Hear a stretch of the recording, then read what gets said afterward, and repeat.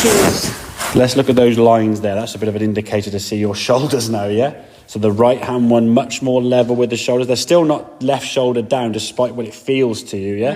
It feels like you're sort of way tilted down here.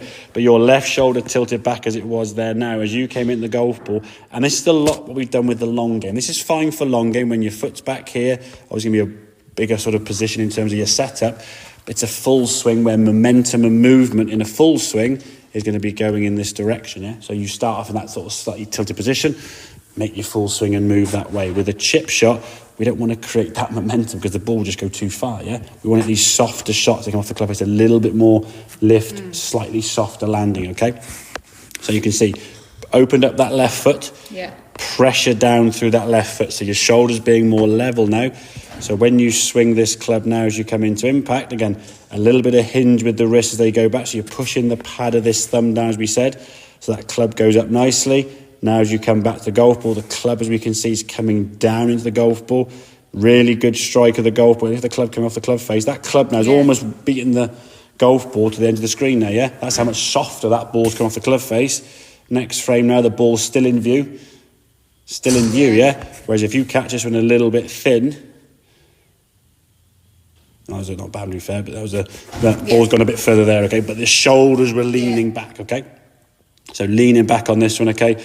And look at the finish position facing the target with everything this way, hips and shoulders face this way, whereas this one's sort of hanging back. And if you just watch the swing on this, even though it's not a bad contact, watch how jerky.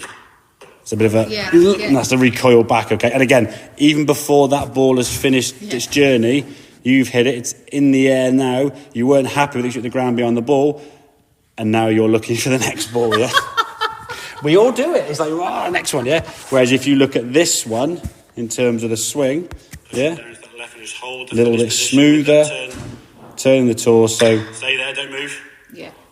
And then we've learned the shot, you see. So you see the good outcome. Big difference. Your brain sees it and takes on board what it sees, yeah? And that's in some ways how we learn. We've got to look and see stuff. If we're just sort of told what to do all the time, I was saying to Jen before, she goes, oh, I think I've got it, Gav. So she did have it in that window of 2 minutes.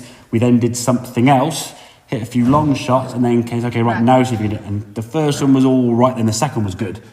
But you only get one goal on the golf course. You don't have 10, 15 shots. And if you had the same shot 10 times in a row, you'd be on TV playing golf. It'd be amazing because we can all hit a good shot after enough goes, you see. And that's the thing, you've got to get that first go is going to be the good one. So getting yourself practicing this over the time. So setup-wise, we said, feeling more pressure into that left foot. Shoulders are more levelled off. So once the head's down on behind you there, okay? A little bit of hinge on the way back. So that club, we say, go back a little bit straighter rather than kind of whipping too far behind. And then when you're swinging through now, the body's going to rotate and turn. You can see your left hip now pivoting around the corner. The arms and hands are sort of staying together really nicely. Yeah, so much cleaner strike. Big difference. And then watching that ball to entirety. Okay, so depending on which shot you've got, you've either got to hit the high one, no roll, medium one there, or a little bit of roll, yeah? There's 3 types of shots, high, medium and low. You've got to decide which shot you need. And in some ways, you need to be able to play these 3 shots, yeah? You can't sort of pigeonhole yourself in, I can just play a 7 iron really good. Well, that's great 33% of the time, roughly. You might get a lucky one round where half your shots need low shots, the other half are medium and high. But say you get around a golf where all your shots need and you can't play a single one. That's the rounds of golf where you struggle and you go, I'm so inconsistent. You've only got a small option of shots. That's where I am now. And this is where we need to practice these things. So it's practicing these things to the point where you can't not do it, yeah? That's the key thing, okay?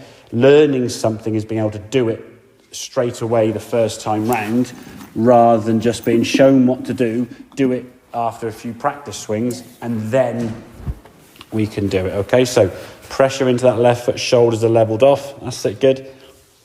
And then from there we can turn that torso with the club going back, striking the ground. We get that nice good thud of the ground there, everyone, okay?